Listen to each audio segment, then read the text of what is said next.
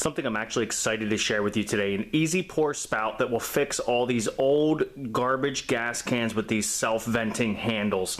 Here we have this one. I already added a vent to this can, and that helped the gas come out smoother, but you still have to push this button and push down on the handle, and gas leaks from everywhere but the freaking end of it.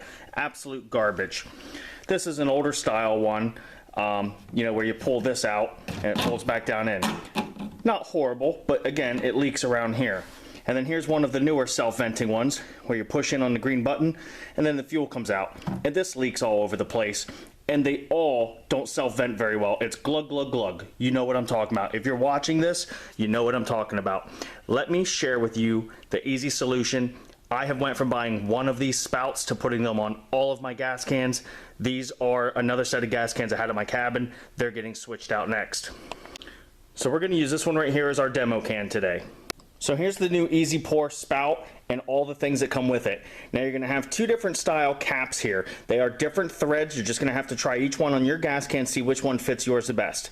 You have the main nozzle, and something I wanna point out on this, the end of it is threaded. This is a really nice bonus to this. Here's the cap, and you'll notice it has a rubber O-ring in there.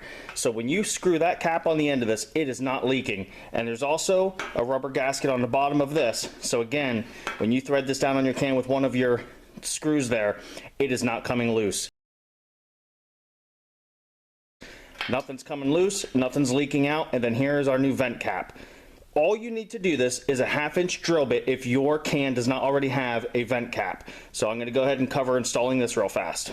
So again, all you need is a 1/2-inch drill bit, and you would like to use a step drill bit or something like that. You don't want to use regular metal bits. It says in the directions. I know it's sad that something so simple comes with directions, but this generation is eating laundry detergent, so yes, it is necessary. But so step drill bit's the best.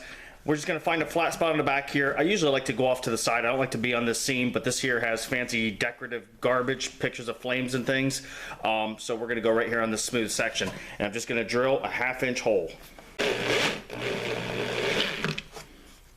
The other nice thing about these step bits, it pulls most of the shavings out, although you're going to want to rinse the can out, make sure you get all the shavings out before you use it again anyway. You don't want to go pouring gas along with those shavings into whatever you're using. So once we have a 1/2-inch hole, we're simply going to place the vent right in there. They can be pried back out if these need to be replaced later, and that's not too difficult. But this does give it a nice leak-free seal. Just like that.